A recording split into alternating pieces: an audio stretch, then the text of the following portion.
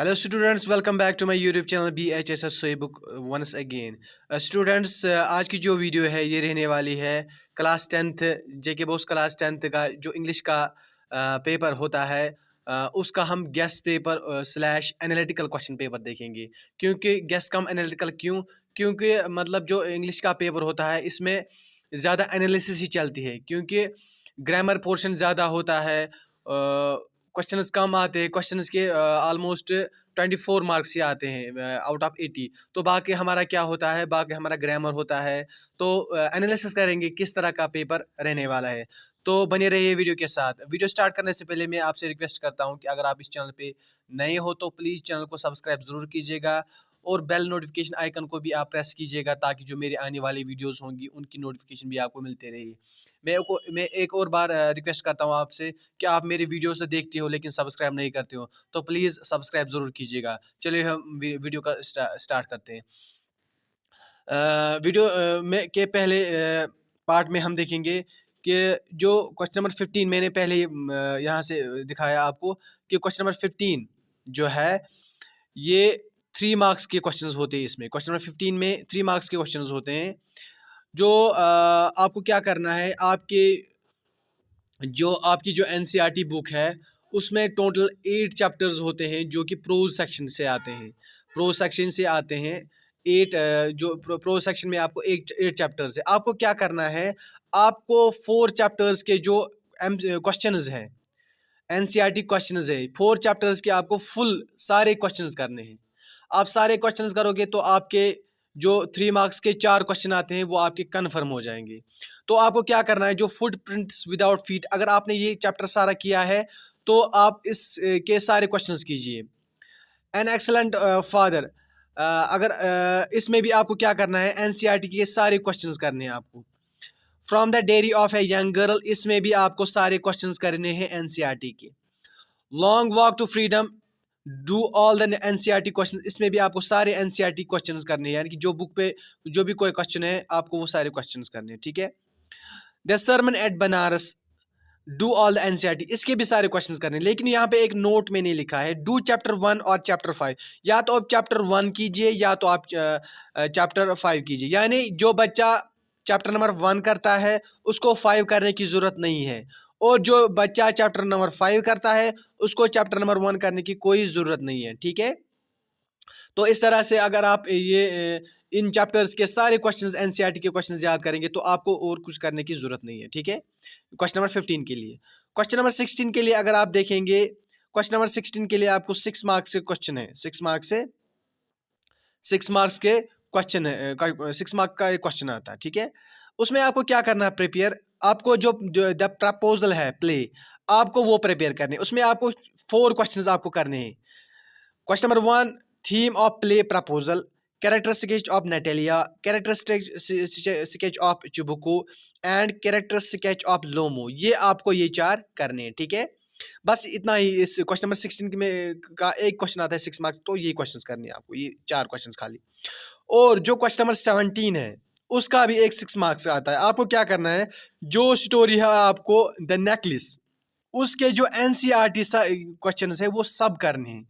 यानी कि the necklace जो आपका आपके चैप्टर, आपके NCERT का एक चैप्टर है स्टोरीज में, शॉर्ट स्टोरीज में, तो वो आपको सारा करना है, ठीक है।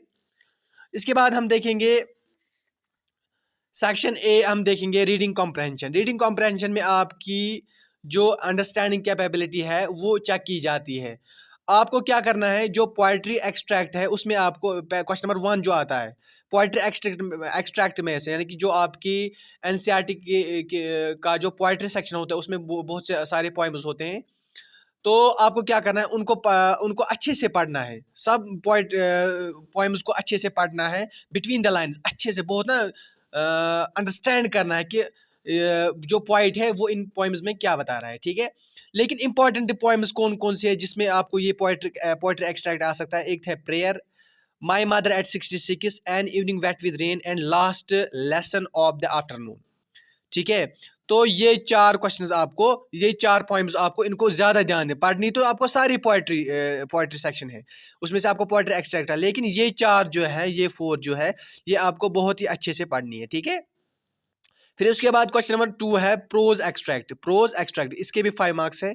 तो आपको प्रोज सेक्शन सारा कुछ पढ़ना है लाइन बाय लाइन, लेकिन ये कुछ इंपॉर्टेंट प्रोज है, ये आपको पढ़नी ही पढ़नी है। From the diary of a young girl, ये प्रोज आपको अच्छे से पढ़ना है। पापाची मोथ, द मर्चेंट ऑफ विनाइस, ठीक है।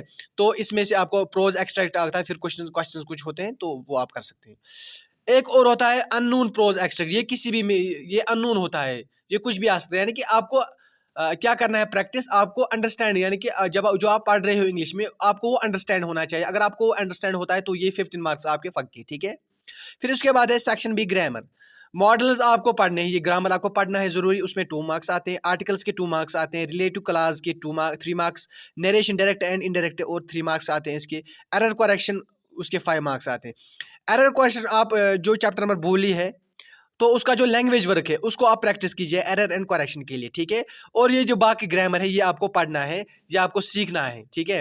ये आपको पढ़ना है। मॉडल्स आपको ये आप लोगों ने पढ़ा हुआ पढ़ लिया होना चाहिए। यानी कि ये आपको क्या करना है, ग्रामर कोई बुक लेनी है या आप कोई वीडियो देखिए, आपको मतलब ये आप लोगों ने पढ़ा होना चाहिए। मॉडल्स, आर्टिकल्स, रिलेटिव क्लास, ये आप लोगों ने पढ़ा होना चाहिए, ठीक है। क्योंकि अब बहुत कम टाइम रहेगा। अगर आपने नहीं पढ़ा है अभी तो models, articles, relative class, narration, इनको आप नज़र दीजिए, ठीक है। तो इसके बाद क्या है, इसके बाद आपका है सेक्शन सी जो है, सेक्शन सी। सेक्शन सी में आपको क्या है, सेक्शन हाँ सेक्शन बी हमने देखा है, ये सेक्शन बी है। ये जो मॉडल्स ग्रामर है ये सेक्शन बी में आता है, ठीक है।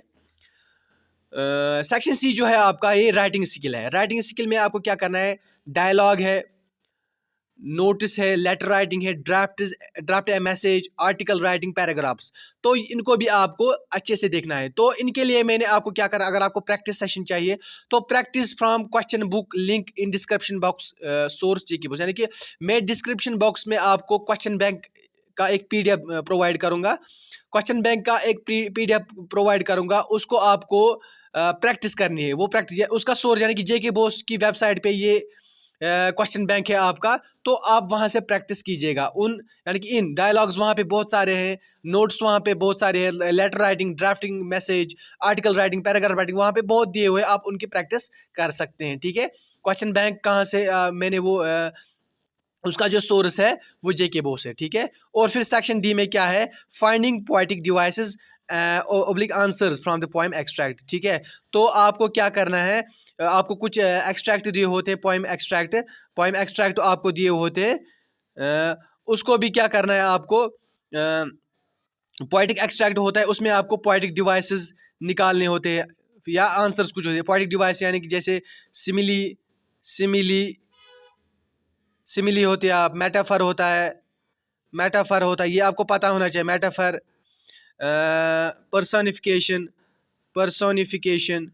पर्सोनिफिकेशन ये क्या होता है, पर्सोनिफिकेशन। एलिट्रेशन है, एलिट्रेशन, ठीक है। तो ये कुछ पोएटिक डिवाइस है, इनको आपको पता नहीं। सिमिली क्या होता है, मेटाफर, पर्सोनिफिकेशन, एलिट्रेशन, ठीक है। तो ये आपको फिर कुछ पोएटिक एक्सट्रैक्ट होता है, आपको ये निकालने होते हैं, ठीक है। उसमें या कुछ क्वेश्चंस दिए होते हैं, वहाँ से उनको आंसर्स देने होते हैं, ठीक है। तो ये भी आप कहाँ से करोगे, ये भी आप यहाँ से प्रैक्टिस करोगे, जो मैं क्वेश्चन बैंक डिस्क्रिप्शन बॉक्स में प्रोवाइड करूँगा। तो thank you so much for watching this video. इस वीडियो को आप अपने फ्रेंड्स के साथ भी शेयर कीजिएगा ताकि उनको भी थोड़ा कुछ इससे फ़ायदा पहुँचे। Thank you so much. अगर आपने इस चैनल को अभी तक सब्सक्राइब नहीं किया है तो प्लीज़ चैनल को सब्सक्राइब ज़रूर कीजिएगा। Thank you so much.